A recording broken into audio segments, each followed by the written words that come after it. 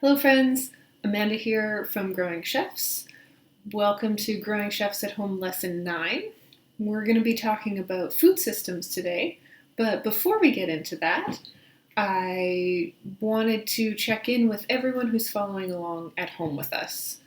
A couple weeks ago, we asked you to send us some videos and photos of what you've been doing at home, and we'd like to share some of those today. So here are some of the amazing gardens and artworks and projects that everyone's been working on at home while following along with our lessons. Have a look. Thank you to all the teachers and students who have sent us in photos and videos of the amazing gardens you all are growing at home with us. It's great to see how you've all been taking care of your plants and to see how different gardens look different in different homes. Some have outdoor gardens, some have container gardens. It looks like they're all growing nice and strong.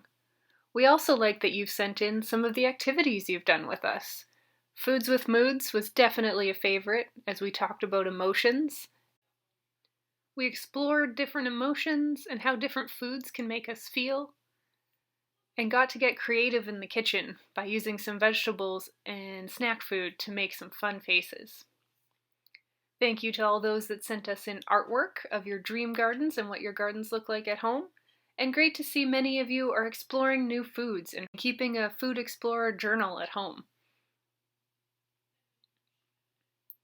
We've also gotten more amazing artwork as you've looked into studying the different parts of the plant and thinking of all the different foods we can eat. Those were amazing. Thank you to everyone that's been following along at home with Growing Chefs. Thank you to everyone that sent in those photos.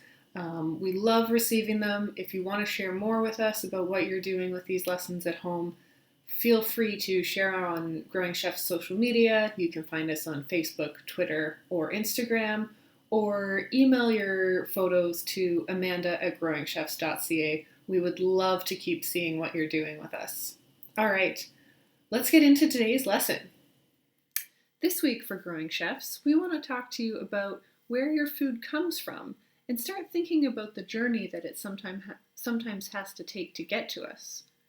For this lesson, all you'll need is a piece of paper, maybe a pen or a pencil, and put your thinking cap on because we'll have a few questions for you today. All right, to start our discussion, I want to share with you two photos that I have. So these two photos I have are taken of the same place along the Fraser River in Richmond, BC, but they were taken at two different times. One is older. It was taken in the 1940s, and the other was taken in the early 2000s. Have a look at these photos. Can you guess which one of these two photos might be older? Take some time to pause the video. Look at each photo and write down any differences that you might see.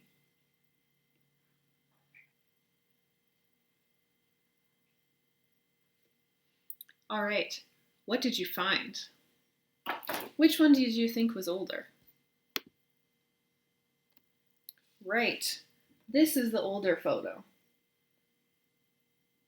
There's a lot less buildings and more green space. If we look at the more recent photo, more roads, bigger roads, and there's more houses and buildings. Overall, there are more people living in this area. This is what we call urban. This is a city where lots of people live, work, go to school. Let's go back to that first photo from the 1940s though. What do you think all this green space could be? It could be plants, grass, trees. A lot of it was actually farms. All this area is where we used to grow food. But now that farmland is turned into homes and businesses and roads for people to live. So what does that mean about where our food comes from? That's right, it now has to come from further away. I wonder though, are there still places in the city where we can grow food? Pause the video and write down some places you can think of.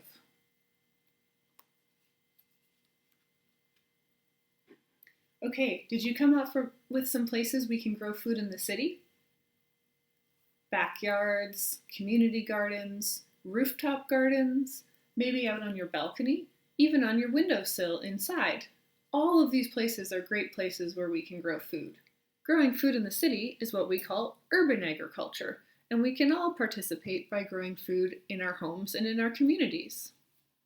Where we can grow food and how far it has to travel to get to us is all starting to think about our food systems. What is a food system? That's a good question. It's the journey that food takes from being planted as a seed all the way to being eaten by you.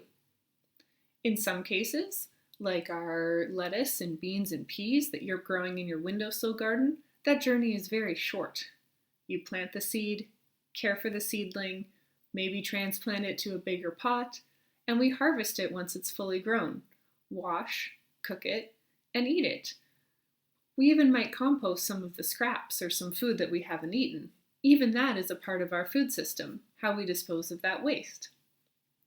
In other cases, that journey and the food systems for that food to get to us are much longer and have a lot of different steps, including growing and harvesting on a farm that might be further away. That food then needs to be transported somewhere where it can be stored, processed, packaged, transported again to get to some place like your grocery store where it is sold, and then you bring it home, wash it, cook it, and eat it. Some foods travel really far before being eaten. Many fruits and vegetables grown on big farms all year round in warmer climates are things that we might not be able to grow here during the winter. Can you think of something you like to eat that doesn't grow nearby? Something we might not be able to grow here but might come from farther away?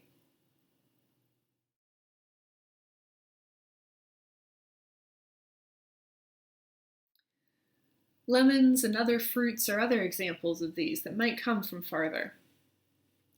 All right, good job thinking today. We've got a bunch of fun activities this week to get you thinking more about your food systems.